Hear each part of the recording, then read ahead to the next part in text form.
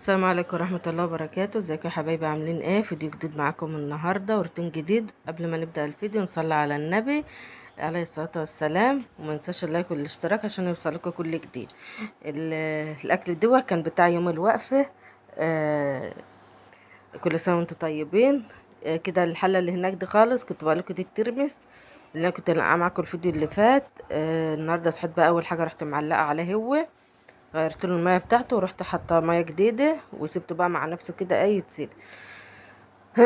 والحله التانية ديت عشان نعمل فيها البط، دكر البط.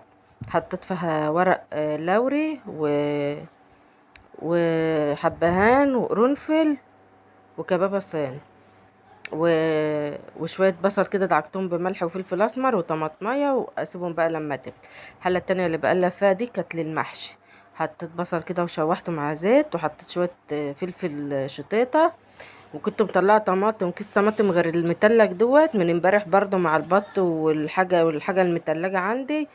بس جيت لقيته صغير، فرحت عيناه ومطلعه المتلج ده عشان يعني يكفي المصارين ويكفي المحشي بتاعي.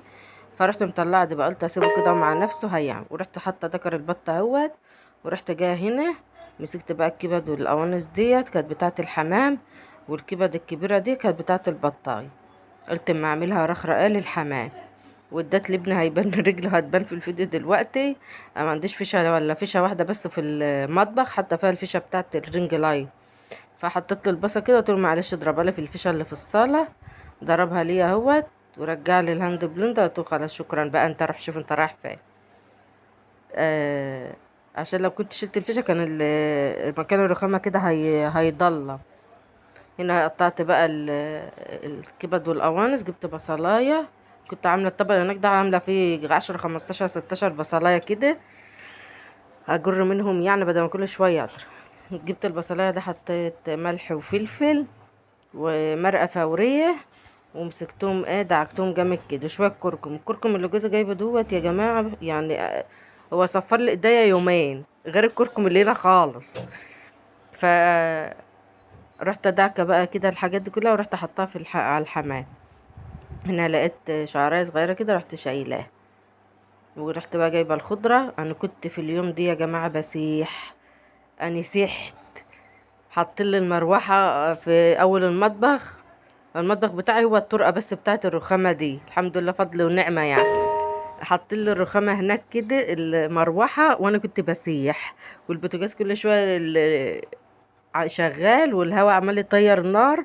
قلت لهم انا مش قادره يشتغل بقى ما يشتغلش، ما انتش قادر، انا سيحت وكنت صايمه كمان. المهم بقى انا قطعت الخضره.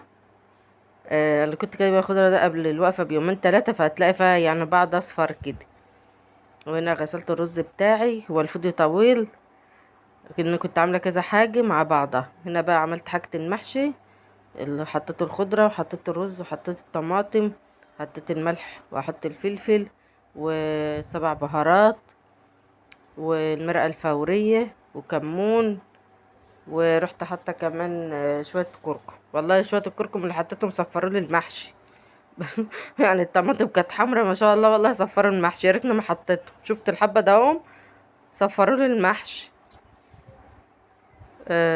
قلبت بقى كله ببعضه كده، اديته تقلبتين وهركنه برا، لان طبعا مش هقدر اقف احشي ده كله مع بعض. حطيته برا عشان هروح افرش دلوقتي في الصاله بقى واحشي حاجته كلها. هنا دي خلطه الحمام. انا مش عارفه هي فين، انا كنت عاملاها من الاول مش عارفه هي راحت فين صراحه. المهم هي كانت بصلايه، وحطيت الكبد والقوانص وخدوا تشويحه، ورحت حاطه هما كانوا ست حمامات، حطيت كبشات 6 كبشات رز عشان يبقى على قده. وهنا بقى لكم الترمس خلاص استوى. آه هنا بقى الحله دي هعمل فيها اللحمه المفرومه، عشان كنت هعمل رقاق بس اجلنا الرقاق دوت لتاني يوم. بس انا كنت فكرة بقى اللي انا هعمله يوم الوقفه عشان ناكله الصبح او يوم العيد برضو مع الحاجه. لقيتهم قالوا لا خلي حاجه واحده بس. وهنا كمان وانا بعمل لقيت الحله صغيره مش هتاخد اللحمه المفروم. هنا بقى لكم شلت الترمس، وهحط شويه الحمص بقى واغطي عليهم رخريه. جبت هنا اللحمه بتاعتي متنسوش اللايك والاشتراك يا جماعة وتفعيل زر الجرس. هنا دي كان نص كيلو لحمة مفروم. حطيت بصلاية وبصلتين كده كبار، وحطيت اللحمة والملح والفلفل والسبع بهارات.